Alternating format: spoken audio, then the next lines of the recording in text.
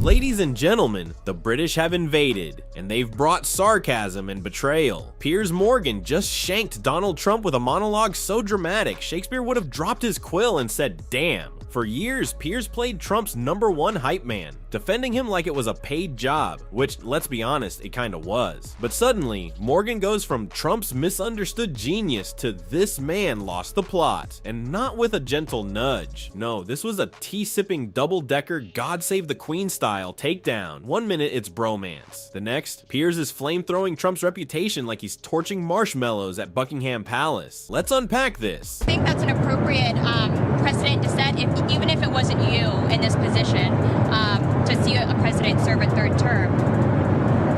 I don't want to talk about a third term now because no matter how you look at it, we got a long time to go. We have a long time. You know, we have almost 4 years to go.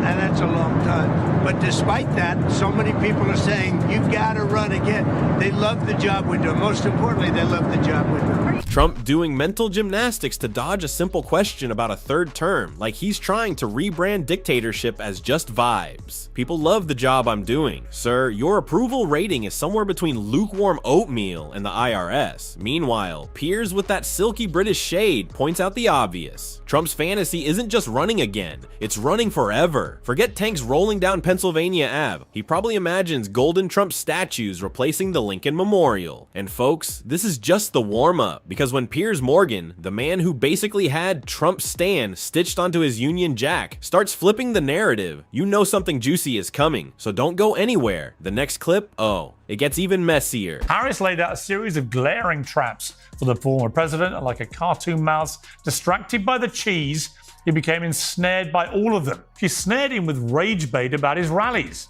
And it worked. Again, petty stuff, but I just love Piers Morgan, who presents himself as a nonpartisan journalist with no particular bias, acknowledging that Donald Trump had an unambiguous, unmitigated. So let's get this straight. Kamala Harris set up a few strategic landmines during the debate, and Trump walked into every single one of them like Wile E. Coyote chasing a roadrunner made of voter backlash. And there was Piers Morgan, finally admitting what we've all known since 2016. Trump isn't a master tactician. He's a rage-driven chaos muppet who falls for bait faster than a cat in a laser pointer store. But the real gag here, watching Piers, the former high priest of Trump worship, start calling out the obvious, like he didn't just spend years gushing over the man like a royal correspondent covering a royal baby. Let's rewind for a second, because this wasn't just some admiration from Morgan. No, this was obsession. Piers didn't just support Trump. He practically wanted to get adopted by him. He was out here writing verbal love letters in his columns, grinning like a kid in a MAGA hat factory anytime Trump gave him attention. Trump could have said the sky was green and hospitals should sell Big Macs, and Piers would have called it refreshing political honesty. Whatever you think of Trump, you can no longer deny he has enormous personal courage. I mean, to do what he did took real balls of steel. Anyway, he was watching, and when I got back to my hotel, he rang me. We had a 15-minute chat. He was exactly the same Donald Trump he's always been. He hadn't changed one iota. He spent 5 minutes talking about how much his ears had bled and how he discovered that ears bleed more than any other body part. And his ears, of course, bled more than most people's ears. I mean, just listen to that. Balls of steel? Is this a news segment or a fan fiction? Piers literally had a post-debate phone call with Trump where they spent 15 minutes discussing the physics of ear bleeding, because of course they did. This is the same Trump who could derail a NATO summit with a story about how his ketchup stains are stronger than everyone else's. And Piers, he was hanging on to every word like Trump just discovered the cure for hearing loss. There was a time, not so long ago, when Piers Morgan's Trump devotion was, let's call it intimate. Every unhinged tweet, every press conference meltdown, Morgan was there, emotionally spooning the narrative and whispering, "You're doing amazing, sweetie." Because for Piers, Trump wasn't just a political figure. He was content, pure, unfiltered, rage-click gold, the kind of chaos that guaranteed airtime and headlines. So naturally, Morgan attached himself to the spectacle like a moth to a dumpster fire, because nothing says journalistic integrity like cuddling up to the human equivalent of a walking, talking Twitter war. And yet, here we are. Piers is backing away. Trump is bleeding from the ears, and somehow this circus is just getting started. The point about Trump is he's 78, but has the energy of a 60-year-old. The energy, this guy is so brain-addled. He thinks that Nancy Pelosi was in charge of the Capitol on January 6th. He thinks that Jeb Bush got us involved in the war in the Middle East. He thinks that, like, I mean, he spends most of his rallies talking about what you just said. Hannibal Lecter. He spends most of his rallies talking about Hannibal Lecter, about magnets, about sharks. I mean, the notion that this guy is in his right mind is right. Trump has the energy of a 60-year-old? Sure. And I've got the metabolism of a teenager. He's got energy, all right. The kind you get from 5 Diet Cokes, 4 hours of sleep, and 0 self-awareness. Let's be real. This isn't presidential vigor. It's pure, unfiltered chaos caffeine. The man's out here name-dropping Hannibal Lecter in political speeches, ranting about sharks, and mixing up Pelosi and Jeb Bush like it's a bad SNL sketch. He's not campaigning. He's doing open mic night at a conspiracy convention. And who's there for every unhinged moment? Piers Morgan, the hype man of hysteria. Because back in the day, Trump wasn't just a political figure to Piers. He was an opportunity, a chaos generator with a wireless mic and an unlimited supply of ego. Trump screamed and Piers amplified. They weren't just aligned. They were fused together in a media spectacle so explosive, it made House of Cards look like Mr. Rogers' Neighborhood. To Piers, Trump wasn't the problem. He was the answer. The big orange wrecking ball sent to knock down the elites and rebuild Washington with gold-plated walls, and Trump branded everything. I remember Donald Trump telling me when he got to the White House, he put 4 TVs in his bedroom. And he used to wake up in the morning at 5 o'clock because he doesn't sleep. And he'd look at the TVs, and if he didn't like what was on the screen or if it wasn't about him, he'd just pull his phone out and tweet something, and next thing they'd all change in real time. Breaking news, President Trump says blah, blah, blah. And I kind of related to that. It was like, if I wake up in the morning and I'm not trending, it's like, there's a problem, and I have to deal with it. So yeah, look, I'm in the opinion business. It's very lucrative for me. I make a lot of money out of it.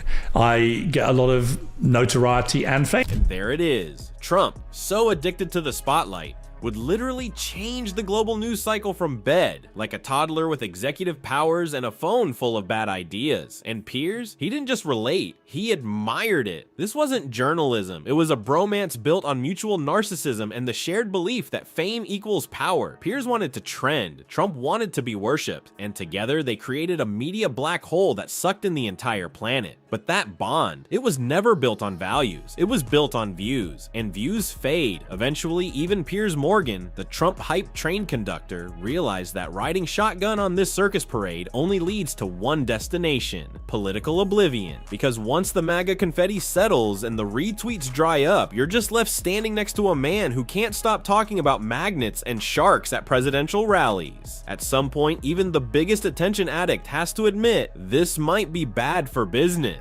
And that's when Piers, the ride or die, started quietly backing away from the orange inferno he helped fan into flames. But trust me, the next moment, it's the one where the entire Trump-Piers rom-com turns into a breakup ballad. And it's brutal. This is just sad, man. How many illegal immigrants did Barack Obama deport in his 8 years as president? Oh, I don't know. Have a guess. No clue. No clue. Interesting, right? You don't know. I mean, I know it was a lot, but I don't know the exact number. Have a guess. Oh, I don't know. The answer is over 3 million. He was known as deporter-in-chief by Mexicans. Yes, and that was more than Trump did. He deported way more than Trump. He deported way more pro rata than any president in history. Who dropped the most bombs in a calendar year in American history? Oh, come on. President Barack Obama. Okay, pause. That clip right there, it's what we call classic Piers, doing intellectual gymnastics to defend Trump by dunking on Obama. This wasn't just about facts, it was about making Trump look like the victim of unfair media persecution. Oh look, Obama dropped bombs too. Yeah, Piers. And I bet Obama also knew where Belgium was on a map and didn't tell NATO leaders to buy beachfront property in Greenland. But then the illusion shattered. And by illusion, I mean the unholy fantasy that Donald Trump was some kind of misunderstood genius in a red tie. Because here's the thing, when you're that close to the fire, eventually you start to smell the smoke. Piers had a front row seat to the Trump show, the tantrums, the global face palms, the scandals that rolled in faster than a Fox News push alert. And slowly, it clicked. Trump wasn't just shaking up the system, he was shaking the country apart like a toddler with a snow globe full of nuclear codes. What once looked like bold leadership started looking a lot like unhinged reality TV just with with higher stakes and worse hair. So what did Piers do? He did what every totally unbiased journalist does when the brand starts sinking. He jumped, and not subtly either. He backpedaled like he was racing for a spot on Dancing with the Stars Political Edition. But you're kind of rooting for Trump, and you could tell that you were disappointed in how it went. So I get it. You guys are friends. It's okay. I'm actually, Anyways, you've always miscategorized. Just to be clear, I'm not disappointed. I genuinely thought he was going to win. That moment right there, it's the we were on a break of political breakups. Piers pretending like he wasn't emotionally invested in Trump's downfall is the funniest thing since Trump tried to buy Greenland. You've always miscategorized me? Sir, there are years of footage saying otherwise. Calm down. But now, Piers has turned the knife. The man who once praised Trump's steel balls is now shredding him like it's open mic night at a satire club. And it's not just policy critiques anymore. No, Piers is coming for everything. The decisions, the relationships, the behavior, the golf swings, the way Trump blinks when he's lying. It's personal now. This isn't just someone walking away from the chaos. This is someone who realized they'd been conned, and now they're airing the receipts in high definition. Watching Piers Morgan roast Trump is like watching a jilted ex go on national TV to say, actually, he was the problem. And the best part, Trump's still acting like they're friends. Like any day now, Piers is gonna come crawling back with a bouquet and a Make America Great Again mug. Spoiler alert, that MAGA mug is shattered, and Piers is using the pieces to cut Trump's credibility into confetti. But we're not done. Piers Morgan makes a great point about the Trump conviction. I never thought I'd live to see an American president convicted on felony charges. But I always imagined if it did happen, then the case might be about something like a deadly illegal war, an act of treason, or corruption on a grand scale. In the end, it was nothing like that. It was a tawdry overreach designed to humiliate and discredit a political leader involving a payoff to a star for an alleged one-night stand 18 years ago. Ask yourself this: would any other businessman have found themselves in court on felony charges for this? Ah yes, the historic Trump conviction. Not for war crimes, not for espionage, but for hush money to a porn star. You almost have to laugh. If Netflix pitched this script, it would be rejected for being too unrealistic. And here comes Piers, sliding in with his usual flair, not just critiquing Trump, but delivering a backhanded monologue with the precision of someone who's been waiting for this downfall. This wasn't just a tut-tut from a former friend. No, this was artful destruction. Piers went in with sarcasm sharpened to surgical levels. Every word sliced through the MAGA myth like butter. He wasn't mad. He wasn't disappointed. He was done. To Piers, Trump went from maverick outsider to overgrown man-child with a Twitter addiction and a spray-tan budget that rivals the NASA's. And the roast was relentless. Every failed policy, every delusional speech, every contradiction and conspiracy and unhinged outburst, Piers threw them back at Trump like a greatest hits album of presidential disaster. Morgan now thinks Trump will win, so he's being nice to Trump. When he thought Trump was going to lose, he was beastly to him in newspaper articles. Morgan believes in nothing, absolutely nothing, other than the self-promotion of Morgan. Who is now, of course, a YouTuber. Okay, but let's acknowledge the meta twist here. Even Piers' critics know he doesn't actually believe anything, except maybe in Wi-Fi and camera lighting, because sure, Piers has flipped on Trump more times than a pancake at Mar-a-Lago brunch, but this time, it's different. Why? Because Trump isn't just flailing politically, he's sinking, and Piers, professional clout surfer that he is, knows when to grab the nearest lifeboat. And Trump's response? Exactly what you'd expect from a man who's 77 going on 12. No self-reflection, no substance, just shouting, name-calling, and a vague tweet storm where the caps lock key gets abused harder than the truth at a MAGA rally. Trump called Piers a bad journalist. Groundbreaking. What's next? Calling water wet. The irony here is almost too rich. Donald Trump, the supposed media mastermind who built his brand on attention, insults, and winning, now can't even win a verbal spat with Piers Morgan. And that's saying something, because in this final act of political slapstick, it's not Trump doing the humiliating, it's Piers. And he's doing it with headlines, with wit, and with the kind of smirking confidence of a man who's fully aware that he helped build the monster. And now he's cashing in by tearing it down. Trump always promised the best show ever. Too bad he forgot the part where the main character actually knows what he's doing. And the next clip, let's just say, it's the moment Trump finally realizes the crowd isn't clapping anymore. Everything seriously, and I took that very seriously, but I'm a cheerleader for the country, and our country came out of it better than anybody else. We've done a great job. My final question, President Trump. been good to catch up with you after this lengthy time. I haven't mentioned... That's it. No, yeah. Last question 4 times. No, I realise that. It's I realise just I'm not like... very dishonest. I just haven't asked you You're about... very dishonest.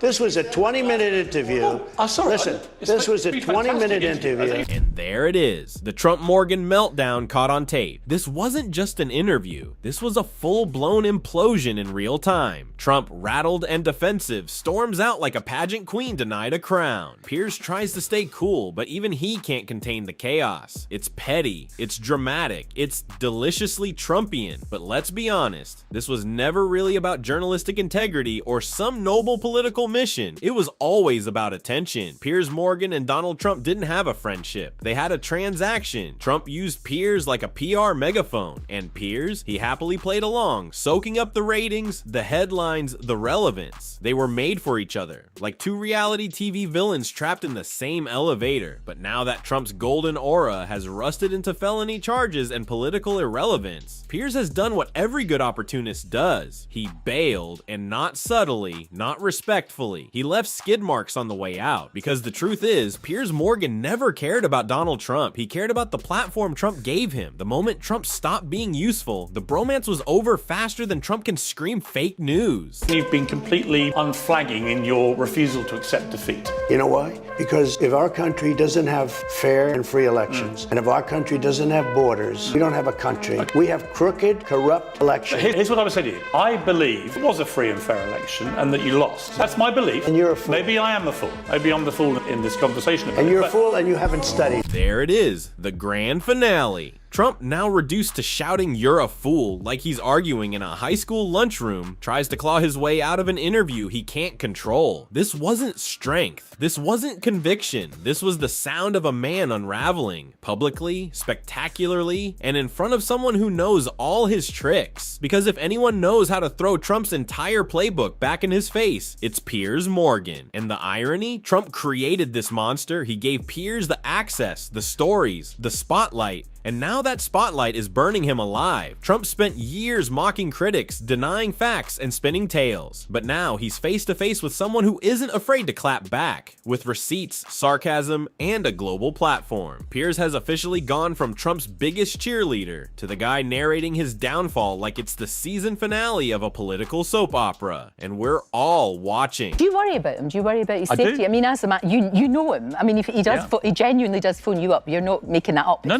he calls me quite a lot. He called me, in fact, he called me the other day. It was absolutely hilarious. He called me the other day, and I kid you not, this is how the conversation went. Piers, it's Donald. He said, I'm just watching you on TV with Melania, and I just said to Melania, wow, he's looking great. Oh, behave. And he said, you know something? He's looking so great, I'm going to call him and tell him how great he looks. So I'm just calling you to tell you, Piers, you're looking great. And that, ladies and gentlemen, is how the circus ends. Not with a bang, but with an awkward, self-congratulatory phone call about who's looking great on TV. Picture it. Trump, so desperate for validation, he's literally cold calling Piers Morgan just to say, hey buddy, you're looking fantastic. Forget policy, forget scandals, forget, running a country. The real crisis? Making sure his ex-bestie knows he's still got it. And Piers, he's loving every second of it, because nothing says serious statesman like obsessively watching yourself on TV with your wife than speed dialing the nearest talk show host to rate your own handsomeness. So here we are, Trump and Piers, once the dynamic disaster duo, now in a competition to see who can out-roast, out-shade, and outlast the other. Trump's lost control, throwing ego-fueled tantrums on air and off. Piers has gone from #1 hype man to world-class heckler, watching the chaos unfold like it's the Super Bowl halftime show. The only difference, no one's cheering for the orange team anymore. It's the ultimate poetic justice. When you build your whole brand on ego, the minute that mirror cracks, everyone gets to watch you fall apart. And guess who's got the best seat in the house? Piers Morgan, arms crossed, popcorn in hand, smirking for the cameras while Trump melts down on speed dial. Don't blink, because the next Trump meltdown is just one click away, and you won't believe how wild it gets.